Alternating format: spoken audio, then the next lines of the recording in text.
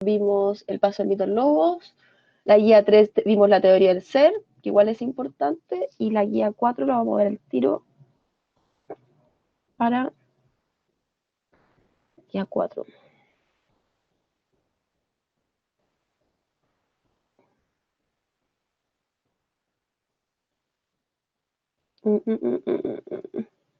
Ya. Es lo mismo. La sustancia, el ser. Pero creo que con la guía 1 igual se entendía harto. La idea ahora que era, al menos la guía 5 era que leyeran lo que estábamos viendo. Por si acá, ya. Igual lo vamos a ver de manera más superficial, porque hoy día deberíamos ver la guía 5, la 4 y la 5. Dígame Álvaro, lo estoy escuchando, ¿cómo está?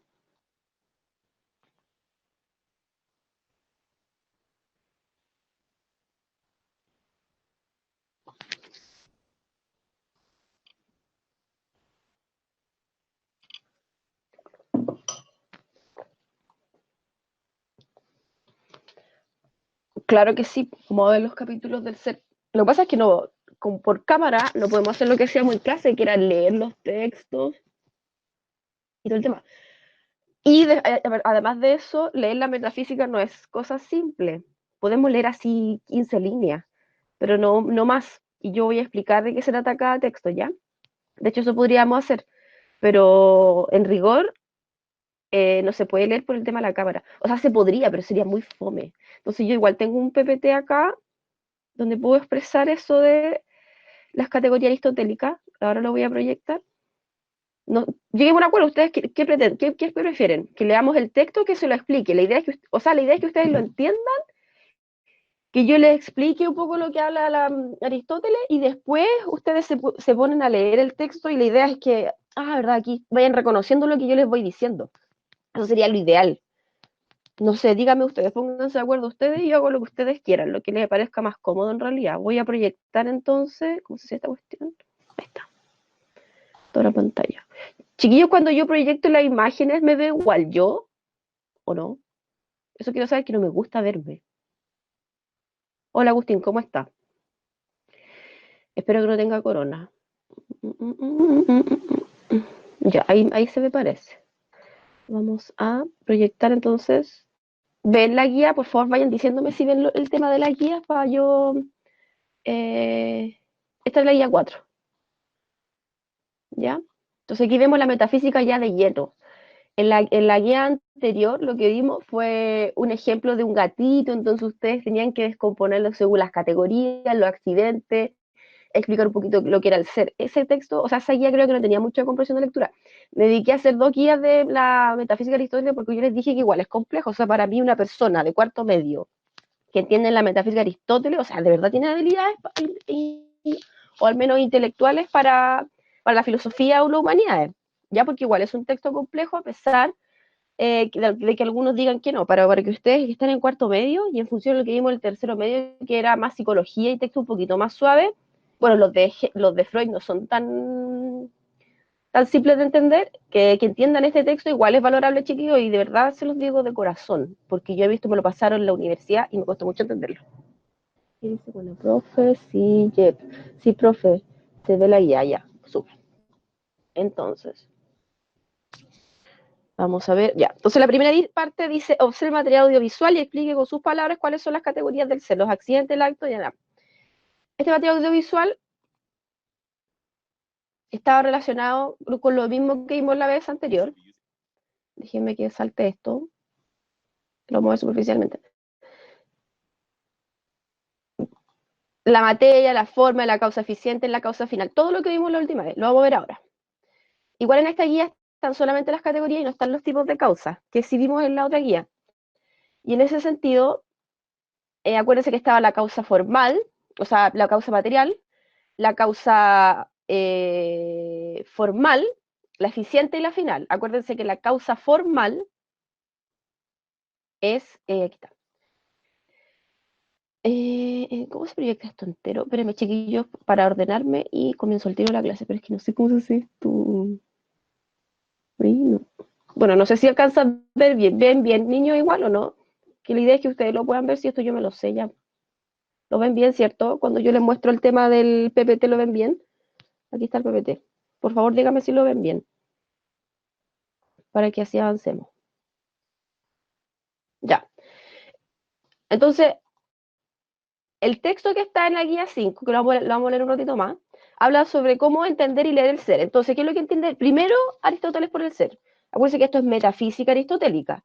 El ser de Aristóteles se entiende como un ser único, vale decir que se da de una forma, pero también se puede dar en múltiples, o sea, se da de una manera totalitaria general, pero también se da de muchas formas, como por ejemplo, hablamos del ser de una mesa, hablamos del ser de una silla, hablamos del ser de un libro, hablamos del ser de personas, y estos seres, protoseres, microseres, participan de un ser gigantesco, y ese ser gigantesco, de alguna forma, es como, dice la sustancia suprasensible, que es el primer motor. Porque además de decir que Aristóteles que existen seres que participan de un ser más grande, dice, tiene que haber algo que mueva a todos estos seres, estos pequeños seres que participan de un ser gigantesco, que sería como una especie de órgano social gigantesco que participa del tiempo, del espacio, etcétera, etcétera. Entonces funciona eso, y lo que dice Aristóteles, hay una sustancia suprasensible, y esa sustancia suprasensible es la que determina el movimiento y que haga que las cosas sean. Para Aristóteles, la sustancia suprasensible de alguna forma es el primer motor. El primer motor es Dios, ¿ya? Entonces, ¿qué es lo que podemos entender del ser? El ser es único, el ser tiene muchas formas, el ser tiene muchas formas de ser, pero principalmente sustancia. Cuando hablamos que se puede decir de muchas formas, se puede decir en categoría, se puede decir en accidente, pero también a su vez el ser es sustancia, y aquí está mal escrito porque es sus, no sus, lo corrige, ahí está. ¿Y por qué es sustancia? Porque la sustancia, acuérdense que participa de las 4 categorías, que es materia, forma, o sea, de las 4 causas. Causa formal, o sea, causa material, causa formal, causa eficiente y causa final, ¿cierto? Y la sustancia no es única, pues existen muchos tipos de seres, ¿vale? Es el ser de la mesa, el ser de la silla, mi ser, el ser de ustedes. Y en eso también participa el mundo animal, el mundo de los objetos, los vegetales, etcétera, etcétera. La sustancia también es accidental. ¿Por qué? Porque participa de estos accidentes, vale decir, de la cantidad, de la cualidad, de la relación, de la acción, de la pasión, del tiempo, la posición, todo lo que vimos la otra vez. Y la sustancia primera, lo real y lo concreto. La sustancia primera, lo real y lo concreto, justamente, es lo que yo le decía que era el primer motor. El primer motor es esta sustancia suprasensible, que va más allá de lo sensible, y que justamente es lo real y lo concreto, pero no en función a las cosas materiales, sino a algo que va más allá de esta sustancia material. Ya por eso es suprasensible, va más allá de lo sensible. Supra es sobre y sensible lo sensible, lo que podemos tocar. Y finalmente también está la sustancia segunda, que es el género y la especie. El género justamente está relacionado con la identidad sexual, ¿ya? Con la capacidad de generar, la mujer, el hombre, macho y hembra. Y la especie, en el mundo animal, nosotros, por ejemplo, existen especies humanas.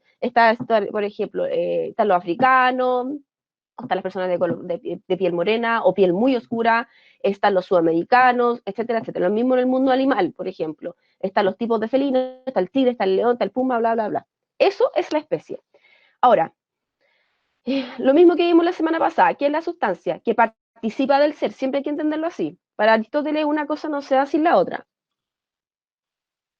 La sustancia en Aristóteles es la forma privilegiada del ser. El ser se dice de muchas maneras, pero fundamentalmente como sustancia, es decir, como aquello que no se da en un sujeto, sino que es ello como sujeto mismo. En el fondo, ¿qué es lo que está diciendo? Que la sustancia, de alguna forma, es la manifestación, o sea, el ser se manifiesta de manera inherente en la sustancia, vale decir, no se puede decir sustancia si tampoco se dice ser. ¿Por qué? Porque la sustancia es lo que nos da de alguna forma la categoría de que las cosas existen. Y de ahí dice también Aristóteles que hay una sustancia suprasensible que no se manifiesta de manera material y es el primer motor, que genera todo lo que nosotros vemos, el movimiento, el espacio, el tiempo, ¿ya? Y en función de eso mismo es que también se entiende la idea de Dios, por ejemplo, o este primer motor para Aristóteles, o sustancia suprasensible, como un ser que no tiene forma, que no podemos verlo en la realidad, ¿ya? Pero cuando hablamos de seres materiales y cómo se constituye el ser en general, tenemos que entenderlo sí o sí como sustancia, y la sustancia tiene 4 causas, que es, insisto, material, la formal, la eficiente y la final, ¿ya? Eh, ¿Alguna duda, niños? ¿Alguna duda para seguir?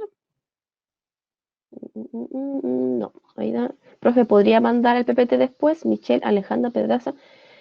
Sí, pero ¿sabes qué? Es exactamente lo mismo que ustedes pueden encontrar en internet. Pasa que yo voy como yo recopilo la mejor información que hay en internet y la pongo ahí, pero es exactamente lo mismo. Yo creo que lo que les puede ser, contestando a la Michelle, lo que les puede servir, yo creo, es que leamos un poquitito lo que dice el tema del ser. Libro 5, el ser, de la metafísica de Aristóteles. Se entiende de lo que es accidentalmente o de lo que es en sí. Hay, por ejemplo, ser accidental cuando decimos, dos puntos, el justo es músico, el hombre es músico, el músico es hombre. Lo mismo, poco o más o menos, que cuando decimos que el músico destruye, que es porque destruye, es porque es accidental que el arquitecto sea músico o el músico arquitecto, porque cuando se dice una cosa, dos puntos, una cosa es esto o aquello, significa que esto o aquello es accidentalmente de esta cosa. En el fondo, ¿qué es lo que está diciendo con esto Aristóteles? Que de alguna manera que yo sea profesora de filosofía fue un accidente, porque ay, no, ¿cómo se le dice? Estar predestinado a hacer algo en la vida, para Aristóteles no existe. Vale decir que de alguna forma no existe el destino. Todo es accidental. Que yo haya llegado a ser filósofa y no enfermera fue un accidente. Que sea filósofa y enfermera también es un accidente. Entonces, todas las cualidades que nosotros representamos de manera sustancial en nuestro ser, en esta existencia, son un accidente. Hasta acá está diciendo entonces que todo lo que nosotros somos en la vida y que participa de un ser y de una sustancia es accidental. Vale decir que yo me llamo tanto, que tenga piel morena, que no haya salido rubia, sin embargo que exista esta realidad con tales características, es un accidente. No es una verdad absoluta y no es parte de un destino que estaba predado en mi existencia. Por ejemplo, cuando hablamos del tema de estas brujas que ven el futuro y todo el tema, para Aristóteles ella diría que ellas lo que tienen es la capacidad de intuir demasiado elevada, porque en el fondo ellas no están adivinando lo que le va a pasar a tal individuo, sino que ellas están adelantándose a actos que por evidencia se pueden dar. Ahora, ¿qué es lo que no es evidente? Que, por ejemplo, una bruja le diga a una persona, tú vas a terminar pololeando con tal sujeto, o tú vas a terminar estudiando tal carrera o haciendo tal oficio. Eso, eso no es accidente, porque ya está adivinando algo que por accidente tú tratas de elegir. O como, por ejemplo, que hay alguien aquí que quiera ser filósofo, estudiar derecho o lenguaje, y esa sea su pretensión en la vida, pero sin embargo se dé cuenta que el camino termina siendo otra cosa, nada que ver, lo que me pasó a mí, porque yo renegué de la filosofía, renegué, estudié, me inscribí para estudiar enfermería un año, al otro año quería estudiar pedagogía en inglés, me muero, y dije, no, sabes que yo voy a dejar de patear esto, y me gusta la filosofía, y me dediqué a la filosofía. ¿Se entiende? Entonces ahí en ese sentido, Aristóteles no habla de que las cosas están predestinadas a ser, sino que nosotros accidentalmente somos lo que somos o tenemos el ser sustancial en la vida. Eso es lo que dice hasta acá. Lo mismo que, volviendo a nuestro asunto, si se dice el hombre es músico o el músico es hombre, o bien el músico es blanco o el músico... Es lo mismo que le acabo de decir, que yo tenga tal escuela de características, que soy blanco, que soy blanco, que soy morena, piel negra, piel blanca, que sea filósofo, otra actitud. Eso es parte del ser de un accidente, una categoría accidental en mi realidad. Acuérdense que los accidentes son, creo que 12. La cualidad, la relación, la pasión, etcétera, etcétera. Y eso es lo que trata este apartado. Ahora, yo no sé si ustedes lo encuentran difícil, díganme si encuentran difícil el texto, porque puedo buscar otro en donde se haga una interpretación del libro. Piensen que este texto no es una interpretación de un autor sobre el libro de Aristóteles, esto es leer Aristóteles, ¿ya? Esto estamos leyendo Aristóteles, la metafísica de Aristóteles. Aquí lo tengo. No sé si lo ven. Estamos leyendo la metafísica de Aristóteles. Entonces, si ustedes dicen que es complejo entenderlo, que no le extrañe porque esto no es simple, ¿ya? ¿Qué dice? Profe, no tiene que grabar la clase. Gracias. Gracias por recordarlo, que se me olvida. Ahora lo voy a grabar. Entonces, aparte que vimos del texto, dígame, Sofía, ¿cómo está? Cuénteme, ¿qué duda tiene? Ahí estoy grabando. ¿Qué pasó, Sofía? Entonces, lea mi pregunta de arriba. Sofía, profe, la clase como está siendo grabada, ¿la va a subir o algo así? No se sabe, es que no nos están dando, o sea, no nos han dicho nada respecto a subir las clases, niños, no sé si se suba. Por eso a veces yo encuentro medio innecesario el tema de grabar la clase, porque no sé si las podamos subir. Pues. Yo creo que si se sube, se subiría a YouTube. No hay como una plataforma en que yo pueda subir la clase y se suba solamente al tema por ejemplo, que lo puedan ver ustedes. Creo que la podría ver todo el mundo. Entonces, no sé en realidad, pero parece que no. Mega. Mega, pucha que bueno. Ya, entonces, Estábamos leyendo esta parte. Y la otra parte es la parte de la sustancia. Se dice que los cuerpos simples, tales como la tierra, el fuego, el agua y todas las cosas análogas, y en general todos los cuerpos, así como los de los animales, de los seres divinos que tienen cuerpo y de las que parten de estos cuerpos. Ya. Se llama sustancia porque son. A ver. Esto tampoco es muy complejo, niños, porque es lo mismo que estábamos viendo en función a cuando yo les definía lo que eran las sustancias, que hay sustancias que son divinas o que son suprasensibles, que no participan de la forma de la materia, pero sí de forma, porque acuérdense, cuando hablamos de las 4 causas, Aristóteles decía que las causas, al menos la causa material, es la sustancia de lo que está compuesto, y la forma también está compuesta de la sustancia, pero hay cosas o sustancias suprasensibles que participan solamente de la forma y no de la materia. ¿Vale? Es decir, yo no las puedo tocar ni sentir por los 5 sentidos. Aquí de alguna forma está diciendo lo mismo. A todas estas se les llama sustancias, porque no son los atributos de un sujeto, sino que son ellas mismas sujetos de otros seres. Vale decir, mi sustancia depende de otra sustancia para que yo exista. Porque, por ejemplo, cuando hablamos del primer motor o la sustancia suprasensible, esta no depende de nada para ser creada. Y desde ahí es que Aristóteles habla de una sustancia suprasensible, el primer motor, o Dios, para que las cosas sean. Esa sustancia no es creada por nada, eso es lo primero que dice Aristóteles. Y esa es supuestamente la cualidad o la categoría o la, por decirlo, la primacía especial que tiene el primer motor, la sustancia suprasensible, o en este caso para las personas creyentes de Dios, ¿ya? ¿Por qué le ponen primer motor a Aristóteles? Porque para la época, recuerde que tiene que entenderse que ellos eran politeístas, entonces había más de un Dios. Entonces aquí dice, a todas estas se les llama sustancias porque no son atributos de sujetos, porque son atributos de un sujeto, sino que ellas mismas son sujetos de otros seres. De este punto de vista, la sustancia es la causa intrínseca de la existencia de los seres que no se refiere a un sujeto. Vale decir que tiene que haber una sustancia que no provenga de ningún otro sujeto, porque yo provine de mi madre, que se llama Berta, mi padre, que se llama Carlos, y ellos me dieron una originalidad, una sustancia y una facultad de ser en la Tierra, pero repito, hay una sustancia suprasensible, un primer motor que no lo crea nada, y esa sustancia es la que nos crea a todos nosotros. Ese es como el resultado al que llega Aristóteles, porque dice, Aristóteles se cuestiona, ya, yo vengo de esta sustancia, el mono de esta sustancia, el gato de esta sustancia viene del microbio, de la cuestión, ya, pero cuando llegamos al átomo, al microbio, a la sustancia más pequeña de la creación de la existencia, porque esa es la idea también que tienen las 4 causas, las categorías y los accidentes. De alguna forma, ¿qué es lo que busca con eso Aristóteles? Buscar la esencia originaria de todos los objetos de la naturaleza. Pero cuando llega a analizar, por ejemplo, analizamos la imagen de la foto del gato, vemos las 4 causas, las cualidades, los accidentes, llega un punto en donde dice, ya, entonces, finalmente el gato, que vimos en principio, se origina por una bacteria, esa bacteria es un átomo, el átomo es una esencia, el tiempo y el espacio, ya, pero entonces, ¿quién crea el tiempo y el espacio? ¿Quién crea este origen primigenio para que todos tengamos un ser y una esencia, y más que una esencia, una sustancia que participamos de materia, de forma, causa eficiente, causa final? ¿De dónde viene? Y ahí dice, ya, el primer botón, la sustancia suprasensible. Eso es lo que dice. De otro punto de vista, la sustancia es la causa intrínseca, eso ya lo vimos animado. La sustancia de un ser animado, acuérdense que los seres animados son los animales y somos nosotros las personas, todo lo que puede moverse por sí solo. Se da también este nombre a las partes integrantes de los seres de los que hablamos, porque, perdón, me equivoqué, partes que los limitan y determinan por su esencia, y cuyo anonadamiento sería el anonadamiento de todo. Así, la existencia del cuerpo, según algunos filósofos, depende de la superficie, la existencia de la superficie de la línea, y ascendiendo más, el número, según otra doctrina, es una esencia, porque anonadado el número ya no hay nada, siendo él el que determina todas las cosas. Vale decir, cuando Aristóteles habla, ¿se acuerda que vimos en los presocráticos que estaba Pitágoras, y Pitágoras pensaba que todo venía del número? Ya, aquí está citando a Pitágoras. Chiquillos, denme un segundito que esta gatita está molestando, espera.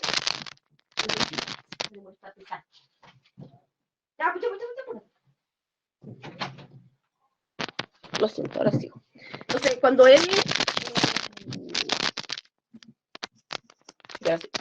él citaba a Pitágoras y decía que todo provenía del número, es cuando ya hizo una máxima descomposición de alguna sustancia en la naturaleza, como sea, ya sea de un gato, de un ser con alma, con ánima o sin alma. Entonces, ahí, en esta parte que estamos leyendo acá, ¿qué es lo que está diciendo? Es que justamente hay un ser, hay un primer motor, que es el que origina todo, que es el principio de todo. Y ese primer motor es la sustancia suprasensible. Sustancia suprasensible, para entenderlo en conceptos o en palabras simples, sería Dios.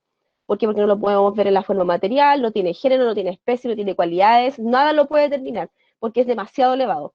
Ahora, ustedes me preguntan a mí, esta determinación o al fin que llega con estas categorías del ser y primer motor, yo creo que para ahí al menos guatio Aristóteles, porque tiene que haber otra razón lógica que también describa esa sustancia suprasensible, porque incluso cuando Aristóteles crea la metafísica de Aristóteles, o sea, su propia metafísica, este se inspira en Parménides. Acuérdense que Parménides habla de la teoría del ser, pero Parménides dice, todo lo que puede ser pensado existe. Está bien, entonces como Dios o el primer motor puede ser pensado, existe y tiene ser, ¿cierto? Sin embargo, cuando nosotros pensamos en la infinitud o incluso en la elevación, en la perfección, también tenemos que entender que se entiende de alguna forma que es la perfección y se puede ser determinada. ¿Cómo lo determina aquí? ¿Cómo lo describe aquí Aristóteles? Como algo que no tiene causa, que no tiene principio, porque él es el que crea todo. Hay una esencia que crea todo y es el primer motor o la sustancia suprasensible. Sin embargo, como ya dijimos, para Parménides, que fue justamente la inspiración de Aristóteles, todas las cosas que pueden ser pensadas tienen un origen y una forma de ser. Sin embargo, él no describe ese primer motor o sustancia suprasensible. Lo único que dice es que nos define a todos nosotros. Es el origen de todos nosotros. Pero esa relación o esa descripción es súper inacabada. Entonces, ¿qué es lo que hace Aristóteles? Ya, define todo cómo es que se originan todas las sustancias existentes en la naturaleza, pero sin embargo no define la primera. ¿Por qué? Porque al definir la primera, que justamente es la causa de todo, de alguna forma estaría definiendo la perfección. Y ahí se quedó corto. Mega 800, dice Mega. Voy a leer preguntas. Hay un canal de YouTube que subió la clase de matemáticas de ayer y la de la educación ciudadana del lunes. No, no, no entiendo. Macarena, hay un canal de YouTube que subió la clase de matemáticas de ayer y la de educación ciudadana del lunes. ¿Yo? Oh, estoy hablando con otras personas, no sé. Pero hay que meterse en el link. ¿Cuál es el canal, Maca? Están hablando de otras cuestiones. No entiendo nada. No sé de qué están hablando. ¿Qué es esto? No es mío. ¿Qué? Oh. Ah, me están diciendo que se pueden grabar y subir las clases y todo. No, yo no quiero hacer eso. O sea, ay, no sé, pero no. Ya, entiendo. Eh, Eso tengo que hablarlo. Es que en realidad para mí me es incómodo subir las clases a YouTube porque no me gusta la privacidad. Eso simplemente, pero chiquillos, siento que ustedes pueden tomar apuntes, si tienen dudas me pueden escribir y en función a eso yo puedo ayudarlos respecto a esto. Así que no hay problema porque yo al menos estoy siempre conectada. Acuérdense que estamos en pandemia, así que pasamos encerraditos. Ya. Entonces, el libro noveno que hemos hablado del primero. Aquí, de alguna forma, se fundamenta lo que vimos en el libro 8, hablando el primer motor que crea todo. ¿Ya? Y eso no era más que eso. Haciendo un recuento de la unidad, está el ítem 3, y luego hacer material audiovisual para una mejor orientación, explique la relación y diferencia entre Platón y Aristóteles. Consulta, a ustedes yo les pasé algo de Platón y Aristóteles, o sea, de Platón, porque parece que vimos solamente Aristóteles. Por favor, respóndanme, porque de ser así voy a tener que explicarlo un poquito. Bueno, y aquí está un poquito la guía, que estábamos viendo el accidente aristotélico, las categorías de Aristóteles, los tipos de categorías y los accidentes. Categorías o accidentes. Ya. Eso era, niños, más o menos esta guía. Ahora lo voy a explicar un poquito o eh, brevemente el tema de Platón. Le expliqué la alegoría de la caverna, ¿o no? Para que entiendan la teoría de las ideas y puedan responder justamente la última pregunta de la guía 4. La última pregunta de la guía 4. Daniel, ¿vimos Aristóteles? O sea, perdona, Platón, teoría de las ideas, el mito de la caverna, ¿lo vimos? ¿Lo vimos? Mm, mm, mm. Es que tengo tanto PPT, chiquillo. Ah, aquí está el dualismo platónico. A ver, aquí está Platón. Vamos a hacerlo superficialmente para que veamos, ya pasemos al tema de la ética, que es la unidad 2. ¿Ya? sí explicó la teoría de la caverna. Ya, vamos entonces a explicarla otra vez, pero brevemente. ¿Ahí dónde quedé? Ay, tengo tanto PPT, lo siento, niños. Ahí está, ya. Vamos a ver entonces. Bueno, Platón, acuérdense que está Sócrates, está Platón y está Aristóteles. Sócrates fue profe de Platón y Platón fue profe de Aristóteles. Entonces, ¿qué sabemos? Es que, como ya les dije, Platón fue profe de Aristóteles, fundó la Academia en Atenas, es de Atenas, eh, fue filósofo. Principalmente la forma que tenía de escribir Platón era a partir de los diálogos, ¿ya? De hecho, aquí alguno de los textos, no sé por qué sale esto, está la apología de Sócrates, y en ese texto, en la apología de Sócrates, se habla de cómo es que murió Sócrates. Por eso se llama la apología, se hace como un recuento de toda la vida y la importancia que tiene Aristóteles para la filosofía y la forma en que éste muere. Acuérdense que Sócrates se muere por cicuta porque este, de alguna forma, tenía dos opciones. O era extraditado, lo sacaban de Atenas y lo tiraban al desierto, muriéndose de hambre y de sed, en medio de la nada, o tomaba cicuta. Él decidió tomar cicuta porque sacarlo, en esa época que una persona la sacaran de un país era la deshonra más grande que podía haber, era lo más indigno. Y él dijo, además de eso, yo no estoy haciendo nada malo, porque de alguna forma él estaba siendo acusado de blasfemia, de hablar cosas que no eran ciertas y verdaderas dentro de un Estado. Yo prefiero morir de manera digna, yo me tomo la cicuta. Entonces es como una especie de autosuicidio por ética o por dignidad. Y por eso es que Sócrates es tan recordado en la historia, no porque haya escrito, porque él nunca escribió. Uno de los pocos personajes que comenzaron a escribir fue Platón y luego le sigue Sócrates y también los presocráticos, pero Aristóteles pensaba que no era necesario escribir porque el pensamiento podía ir cambiando. ¿Y esto qué significa? Cuando nosotros escribimos, estamos categorizando el lenguaje de tal forma que no puede cambiar o mutar en algo. Entonces él dice que de alguna forma, por medio de la mayéutica, creo que se lo expliqué, por medio del discurso, es que nosotros podemos encontrar la verdad de algún pensamiento. Acuérdense que la mayéutica es el arte de encontrar la verdad por medio de preguntas. Sócrates tenía la característica de salir a las plazas, preguntarle a personas, cualquier persona, que era la verdad, que era la mentira, que era el amor, y en función a eso, él relacionaba y entendía o definía ciertas acepciones de lo que podía ser, por ejemplo, cualquier categoría que sea abstracta. Entonces era su cualidad.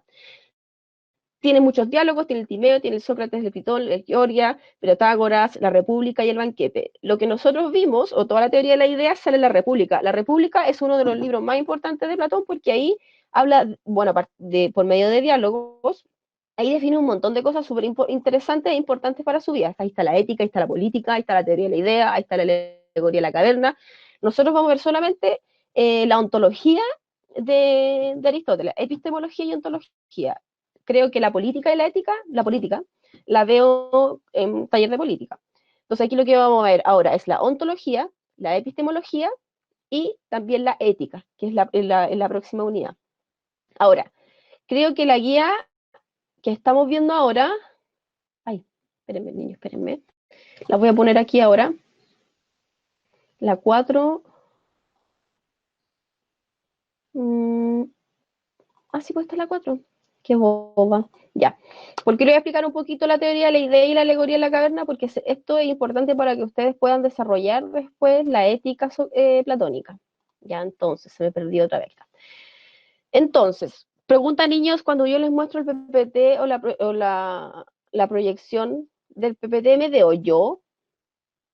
Por favor, que me respondan eso. Voy a ver aquí si hay alguna otra pregunta. Si explico la teoría de la caverna, ya. Ay, qué horrible, ya. Gracias, niña. Macarena. Ya. Entonces, eh, la República, como les digo, el texto más importante de Sócrates. Y vamos a la teoría de la idea. La teoría de la idea postula un dualismo platónico. ¿Por qué es dualismo? Porque hay una dualidad. Él separa el mundo de las ideas con el mundo de la superficie material, es decir, lo corpóreo. Cuando hablamos de un mundo sensible, hablamos de un mundo físico, un mundo material, un mundo corpóreo, un mundo que nosotros podemos percibir por medio de los sentidos. Y cuando hablamos de un mundo inteligible, hablamos de un mundo independiente al mundo físico y material, y este es el mundo de las ideas, de la inteligencia, de la capacidad de pensar. Entonces aquí ya vemos que el dualismo platónico tiene una herencia que después podemos ver en la filosofía moderna, cuando el año pasado vimos, por ejemplo, a René Descartes, No sé si se acuerdan, René Descartes también habla de una especie de mundo sensible o de unos sentidos que nos engañan, de la posibilidad de pensar. Cuando dice la frase, por ejemplo, pienso, luego existo, ya está hablando de una dualidad, ¿ya? O de un mundo antropológico y un mundo intelectual, porque al pensar estamos hablando de una idea, intrínsecamente, y al existir estamos hablando de una realidad sensible. Y esa herencia lo siguió tomando después en el mundo moderno Descartes. Entonces, para Platón, la teoría de la idea se separa en dos, en un mundo sensible y en un mundo inteligible. Voy a agregar para que lo vean más mejor. Ahí. Y esta idea chiquillo, esta idea de Platón, lamentablemente no nos podemos desarraigar. Bueno, hay algunos filósofos que dicen que podemos desarraigarnos de esa idea, pero esta idea del mundo sensible y el mundo inteligible, que es la teoría de la idea, han pasado siglos y no hemos podido desarraigarnos de esta teoría. De hecho, la capacidad que tienen muchas disciplinas de desarrollar la filosofía o incluso otras ciencias se desarrolla en función a esto. De hecho, las disciplinas se separan en eso: desarrollar el mundo, la verdad por medio del mundo sensible, que son las ciencias exactas, y desarrollar la verdad de las ideas con independencia de la materia, que son las humanistas, las ciencias humanistas, que en ocasiones también han requerido de la experimentación o la demostración material. Eso se le llaman las ciencias positivistas. Cuando, por ejemplo, yo hablo de que Platón, estamos viendo ahora la ontología de Platón, estamos hablando, onto es ser, y logía es conocimiento, entonces se entiende como el conocimiento del ser. Esto es ontología y epistemología de Platón. Lo mismo respecto al ser, la metafísica, eso también, de Aristóteles, eso también es ontología y epistemología en función al ser. Aquí no se habla directamente del concepto de ser, pero sí estamos definiendo cómo es que se constituyen los seres o la existencia de los individuos, ¿ya? O cómo son las realidades de la existencial de los individuos, eso también es metafísica. Entonces, si ustedes van a la universidad y les puede que, no a todos, pero a algunos les van a pasar estos conceptos, ya saben que onto es ser y logía es conocimiento del ser o estudio del ser, ¿ya? Y cuando hablamos de epistemología, por eso que episteme es conocimiento, y logía se puede entender como conocimiento, estudio, discurso, palabra. Entonces podemos entender como estudio del conocimiento, ¿ya? Por eso todo esto es epistemología y ontología griega o platónica y aristotélica. Entonces, cuando hablamos del mundo sensible, se conoce a través de los sentidos, y en los sentidos, ¿qué características tienen? Que son imperfectos, porque nos pueden engañar. Recuerden que lo vimos también, y esta idea también la sacó de René Descartes. Los sentidos nos pueden engañar, y es imperfecto, es mutable, puede transformarse, puede cambiar. Porque, por ejemplo, mi cuerpo va cambiando en función al tiempo. Me voy envejeciendo, uno se pone de alguna forma más arrugada, se cae todo. Lo mismo una mesa, yo la puedo transformar, la puedo cambiar. Entonces, ¿qué es lo que primero dice que del mundo sensible en función a la teoría de la idea de Platón? Que el mundo sensible, los objetos pueden cambiar y pueden transformarse, ¿ya? Lo mismo que pasa con las ciencias, cuando dice que las cosas no cambian, pero se transforman. Hay una cita, creo que es de Einstein, no me acuerdo de quién es. Y está el mundo inteligible, y este mundo es perfecto. Cuando se dice que es perfecto o auténtico, es el más verdadero, pero también hay ideas que nos pueden engañar, o que nosotros, por ejemplo, a ver, muchas veces nosotros creyendo una idea por satisfacción personal o incluso por comodidad, tendemos a autoengañarnos por medio de ideas. Sin embargo, a pesar de que nosotros sepamos de que a ver, todas las personas que mienten y todas las personas que se autoengañan saben que se están engañando a sí mismos. Por eso es que Platón dice que las ideas son perfectas, que uno se intente engañar pensando lo contrario es otra cosa, pero uno sabe la verdad. La otra forma que nosotros tenemos, por ejemplo, de concebir ideas falsas es por ignorancia.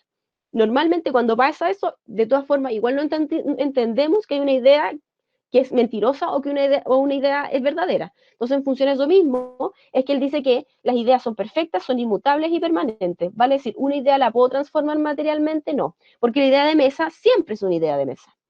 De hecho, cuando yo hablo de mesa, concepto, idea de mesa, la mesa, superficie plana, cuatro patas, esa idea no va a cambiar. Puede cambiar al cambiarle el nombre, pero la idea de mesa ya la tengo en la cabeza. Y de esto aquí lo vamos a ver en profundidad. Ideas permanentes, reales, inmutables y eternas. Vale decir, el concepto de idea, la idea de Dios, la idea de mesa, la idea de persona, la idea de profesora, no va a cambiar nunca. ¿Ya? Porque las ideas no se pueden destruir.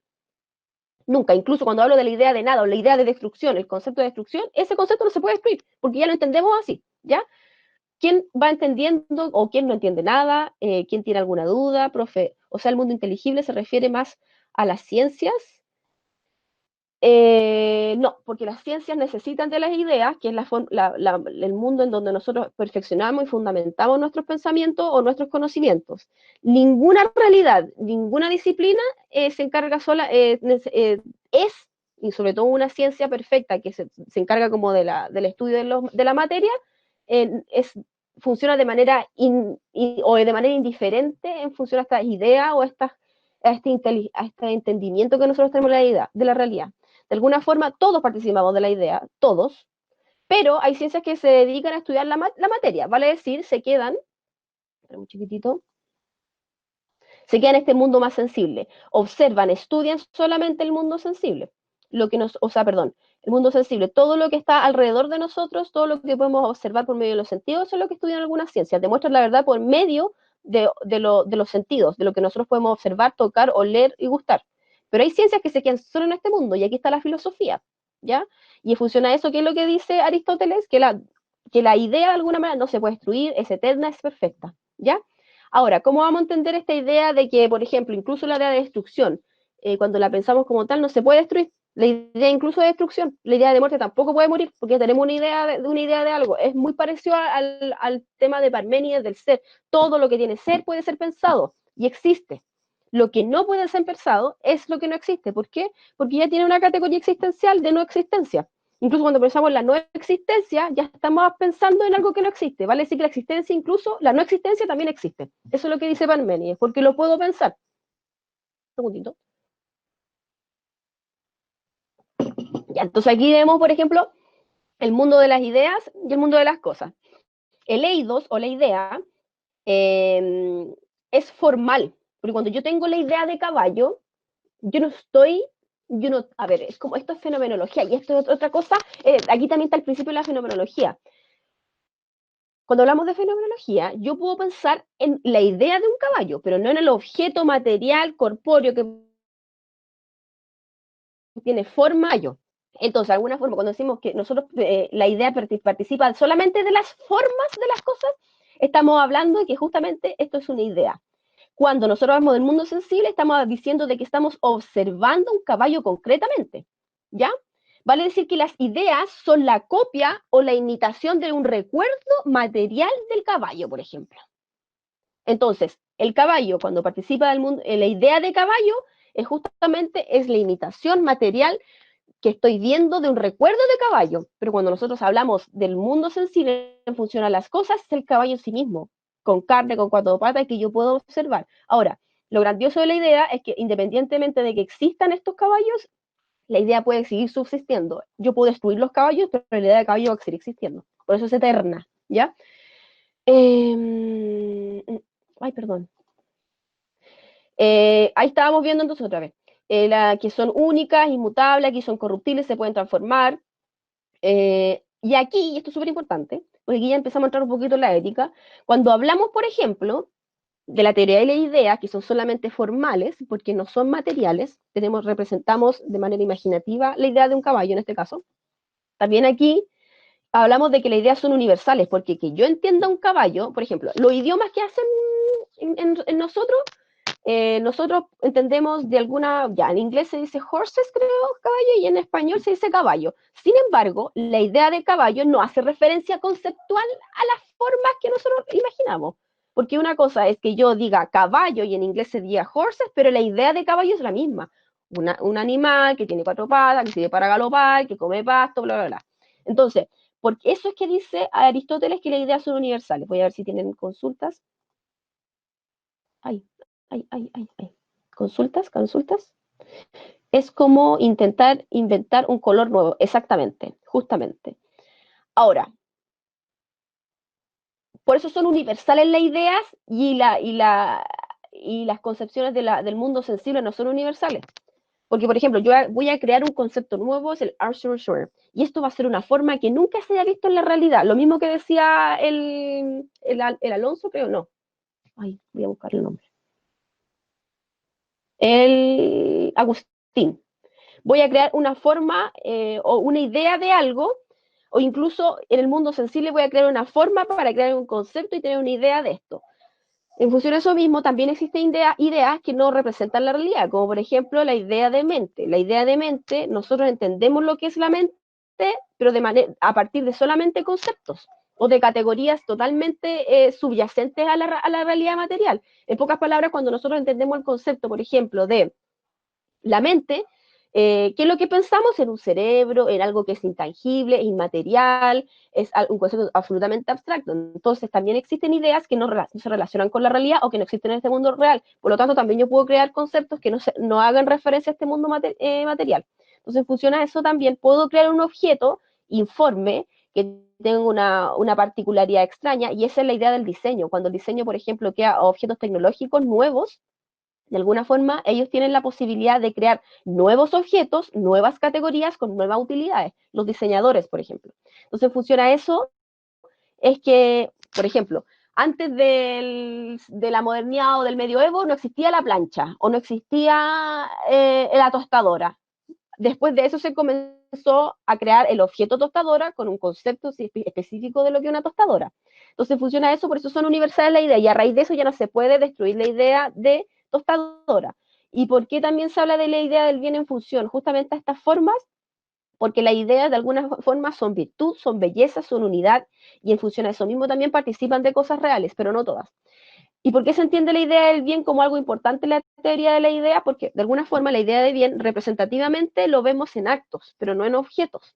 Entonces, en función de eso mismo, la idea del bien tiene que participar y hacerse en la realidad. Y ahí estamos hablando más de la ética de Platón, pero que vamos a ver un poquito más detalle adelante.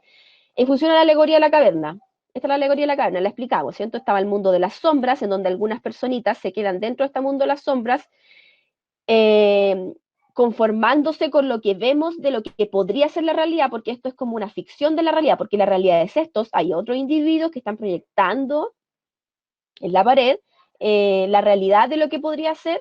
Sin embargo, hay personas que se aburren de ver sombras, salen de esta caverna y van al sol, que es el conocimiento, la luz. Es la idea para Platón, esta idea que le estoy hablando yo, ¿ya? Y esta idea normalmente es esta idea en función al conocimiento, a la capacidad que tenemos de inteligir. Entonces, este mundo de la sombra es el mundo de la sensibilidad, porque las cosas sensibles nos pueden engañar de alguna forma. Eso es lo que dice Platón. Entonces, cuando hablamos del fuego, también es la capacidad de iluminar justamente esto. De alguna forma, nosotros dentro de la caverna, aquí también tenemos conocimiento, porque si no, ¿cómo podemos conocer y cómo podemos saber lo que es esto? Tenemos una capacidad psicomotora que nos hace pensar en estas formas. Pero el conocimiento más perfecto y la iluminación más acabada está fuera de esta caverna, justamente cuando salen los individuos. Ahora, ¿qué pasa cuando uno de estos individuos se acerca y le dice, oye, por favor, salgan de la caverna? Esta no es la verdad absoluta. Necesitamos de un poquito de la idea del sol, que es este foco más grande en función de este chiquitito, pero esto no es la verdad absoluta de lo que estamos observando. ¿Qué es lo que pasa? Hay personas que se resisten y prefieren quedarse en la caverna de la ignorancia. Y eso es justamente lo que pasa mucho en el sistema actual, que hay personas que tú le puedes estar diciendo que esto no es así, que el sistema está engañando, qué sé yo, prefieren quedarse en la caverna de la ignorancia, en el mundo de la caverna. De hecho, en filosofía al menos, se habla mucho, quédate en la caverna. La idea es salir de esa caverna y observar, conocer, contemplar el mundo por nuestras propias habilidades y llegar a la verdad absoluta, ¿vale? Es decir, es donde está el sol que está la verdad absoluta. Entonces, ¿qué es lo que dice el análisis del mito de la caverna? Uno, el mito de la caverna es una alegoría que abarca varios elementos que comporta la teoría de la idea de Platón, y un análisis dividido en tres dimensiones. Acuérdense que lo que acabamos de ver es la teoría de la idea de Platón, ¿vale? Es decir, ¿qué es lo que hace Platón con la alegoría de la caverna? Ilustra de manera así como metafórica lo que es la teoría de la idea. Es como que la teoría de la idea de alguna forma la hizo para que quedara más claro el tema. Incluso con la teoría de la idea yo puedo ilustrar el mito de la caverna a niños de básica cómo es que funciona el pensamiento. La dimensión antropológica, la naturaleza humana. Cuando hablamos de la dimensión antropológica es justamente esta posibilidad que tiene el ser humano de pensarse a sí mismo, ir más allá y salir de este mundo meramente contemplativo y sensible, que participa del mundo de lo sensible, ¿ya? Antropos, acuérdense, antropo es hombre y logia es conocimiento, entonces dimensión antropológica es conocimiento del hombre. Ahora, en la actualidad siento que ese concepto igual es súper heteronormativo y también es tremendamente machista. Entonces yo hablaría de una gineología, porque acuérdense que gine en griego es mujer y logia es conocimiento, entonces una dimensión conocimiento de la mujer. Y de ahí viene el concepto de ginecología, etcétera, etcétera. Después se participa de una dimensión ontológica del ser y epistemológica del conocimiento, ¿vale? Es decir, cuando hablamos del ser, Estamos hablando de la capacidad que tiene el hombre de pensarse a sí mismo y que también tiene para indagar este mundo a partir del conocimiento. Acuérdense que epistemología es estudio del conocimiento y ontología es el estudio del ser. Y finalmente, la dimensión moral, la valorización de la sociedad y la política, forma de gobernar. Cuando hablamos de la valorización del mal, es cuando estos individuos tratan de ir a buscar a estas personas y sacarlas de esta dimensión como de ignorancia. Y cuando está hablando del mundo de lo político, es cuando estas personas llegan a acuerdos justamente para salir de esta caverna o para quedarse. Es en el mundo político y social. Aquí está el mundo social para Platón. ¿Por qué? Porque en este mundo social es donde los seres se ponen de acuerdo para alcanzar bienes en común y es una dimensión política porque también tiene que ver justamente en una especie de comunidad en donde nosotros tenemos que llegar a acuerdos para justamente llegar a la justicia o el equilibrio y esta es la idea del bien que vamos a ver más adelante. Eso es como una concepción media lógica o análisis lógico de lo que puede ser la alegoría de la caverna. Ahora, cuando hablamos de dualismo platónico, parece que dúo es dos y lismo es, o sea, tampoco no hace referencia a dos, pero lismo es ¿cómo se le dice? Un sufijo latino. Entonces, cuando hablamos de dualismo, hablamos de dos. Y este mundo justamente platónico se divide en dos, en el mundo material y en el mundo, que el mundo sensible, corrompible, y el mundo de las ideas, que justamente es este mundo perfecto, en donde justamente se desarrolla la capacidad de inteligir o de pensar. Y ahí justamente en función a esto, déjeme ver, no, esto no. No, pero sí, también se lo tengo que pasar. Ya, y aquí justamente es donde llegamos al símil de la línea. ¿Por qué? Porque Platón dice que en este mundo sensible se dan las imágenes, lo que nosotros observamos, la capacidad de imaginar y memorizar las imágenes, y también se da el SOA, que son los animales, y la creencia. Pero todo esto, lo que nosotros formamos por medio de los animales, las creencias y la imaginación de las imágenes, es mera opinión, vale decir, no está la verdad absoluta del pensamiento. Entonces, cuando hablamos del mundo sensible, de alguna forma, todo esto es mera opinión, pero no es la verdad absoluta. Y ahí por eso que crea el símil de la línea como una forma dual de crear, de forma dual de crear el conocimiento verdadero. Entonces aquí está el mundo de la opinión, en donde no hay fundamento certero, cierto y verdadero de los conocimientos, pero también está el mundo de los conocimientos verdaderos, donde está el arcai, que es el principio, la noesis, la inteligencia en griego, la matemática como ciencia y disciplina súper exacta y verdadera para Aristóteles, perdón, para Platón, que acuérdense que la creó como disciplina y de hecho como escuela Pitágoras, y la dianoia, que es el conocimiento discursivo, que también participa de la opinión, pero con fundamentos más ciertos. Entonces, el símil de la línea, que es lo que nos viene a demostrar que nosotros tenemos una forma de conocer el mundo, que uno es por medio de la opinión superficial, y el mundo de la ciencia, que es participa de la opinión, pero con conocimientos más exactos y más concretos. Esto es lo que grafica el símil de la línea. ¿Dónde participaría la episteme? Acá. De ahí viene epistemología, que es ciencia o conocimiento, en acá arriba. Aquí se forman las ideas verdaderas y concretas. ¿Dónde proviene justamente la opinión? Acá abajo, que participa justamente de este mundo más superficial. Chiquillos, ¿van entendiendo? ¿Van entendiendo? Esto es mucho más simple que Aristóteles. No sé si se dan cuenta. Exactamente, exactamente, Michelle. Tampoco se veían entre ellos en la alegoría esa. Sí. Claro, exactamente. Pero esa es la idea más o menos de Platón. Entonces, cuando yo les veía en esta guía, les decía que hicieran un análisis de la metafísica de Aristóteles en función al video y de Platón, ahí en ese video se habla de la alegoría de Caverna y la teoría de la idea de Platón. Entonces, ustedes tienen que analizar cuál es la diferencia o cuáles son las similitudes entre la teoría de Platón y Aristóteles. Y que podemos ver a ciencia cierta, pero superficialmente, que Platón cría en dos mundos, un mundo sensible y un mundo inteligible. Y Aristóteles mete este mundo sensible y este mundo inteligible en un ser completo, que está dominado por un primer motor. ¿Y cuál es el primer motor? Dios, o este mundo suprasensible. Para mí, primer motor nomás. Entonces, funciona eso, es que ya entendemos que Platón concibe la realidad de dos formas y Aristóteles en una, de dos formas, pero dentro de una, que es la teoría del ser. Entonces, superficialmente ya podemos ver al menos una diferencia. La similitud es que ambos determinan el conocimiento, en este caso Platón por una idea, pero Aristóteles por un ser superior. Y ahí tenemos algo en común. Hay algo superior al que para Platón es el sol, es este conocimiento absoluto, y para Aristóteles es el ser, primer motor. Entonces ya tenemos por ejemplo, una relación entre los dos, ¿ya? Que igual de alguna forma se puede homologar porque al final los dos llegan a una visión concreta de algo, de que hay algo que tenemos que alcanzar que es superior a todos nosotros y que el conocimiento, que es la luz absoluta para Platón y para Aristóteles. Aristóteles, que es la perfección misma, que también está, que participa de esta idea de Platón, que es un ser, un metafísico mucho más grande, poseedor y dominador de todo. De alguna forma igual tienen más diferencias que similitud en todo caso. Entonces aquí estaríamos terminando con la guía 1. Y para variar, como es costumbre, no siempre alcanzo a ver todo.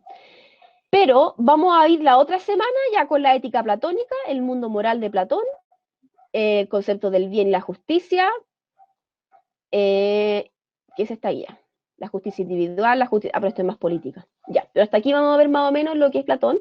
Y también vamos a ver la ética socrática, que ya sería más la guía 5. Yo sé que como aquí no hay una evaluación sumativa, con el tema de las grabaciones y la cámara, hay solamente evaluaciones formativas. Eh, yo siento que más allá de, chiquillos, de lo que ustedes puedan observar en esto, yo no sé en qué termine todo esto, chiquillos, de la cámara y todo, esto les va a servir pero muchísimo para la lectura, cuando si quieres estudiar en la universidad o meterse en una academia, le va a servir muchísimo entender cómo es como que se entiende y cómo es que se desglosa el pensamiento cuando estén en la universidad, chiquillos. A usted le va a servir pero muchísimo. Así que más allá de que no tengan una nota por esto, los que están poniendo atención, de verdad siento que esto les va a expandir muchísimo la mente. O sea, a mí me gusta la filosofía y todo, pero siento que si hubiese tenido una profesora de mi calaña y que me explicara las cosas como las estoy explicando ahora, lo hubiese agradecido un montón, porque probablemente hubiese tenido mejores notas en alguna asignatura de filosofía. Chiquillos, yo lo voy a dejar hasta acá, sin antes preguntarles quién tiene alguna duda. ¿Quién tiene alguna duda para resolvérsela ahora, que hable ahora o calle para siempre? ¿Quién tiene alguna duda? ¿Alguna duda? ¿Alguna duda? ¿Alguna duda? ¿Quién tiene dudas? Dudas, dudas, dudas, escríbame, pueden hablarme también por el chat. ¿Quién tiene dudas? ¿Dudas, dudas, dudas? ¿No?